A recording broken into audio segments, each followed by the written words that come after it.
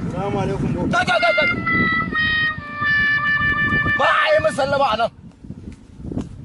Ai haƙuri. Ya yi kuskure, ai kuskure. Ya wani kuskure. Ba a mun gaisuwa a nan.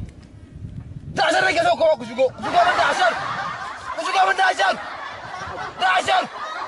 Irin uwarka boka. Yawwa. Durin Allah. Dan gari. Durin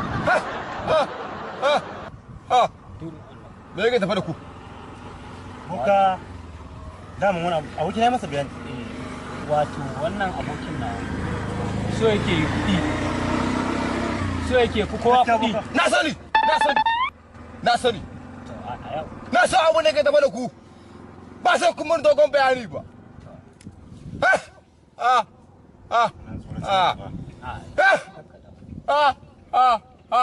Ya ɗan Simoli ya Jabiru.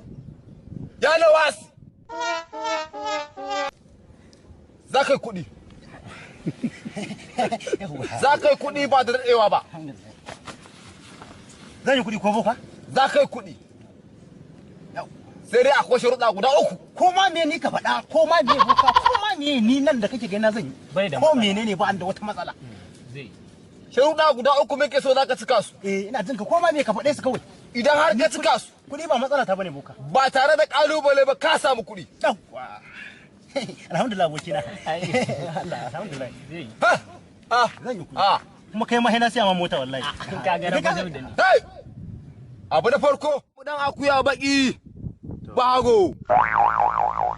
Bahago kuma boka? Ina za mu samu bahagon na akuya dan ya Rasulullahi. Bahago. Abu na biyu, za ka ba mu sauro mara idanu wanda baya tashi. Subhanallahi.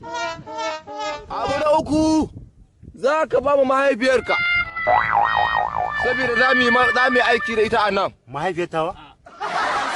Wajen na hakura, wata gaskiya ni na hakura. Ni ba zan iya kawo kwata wannan gurin gaskiya.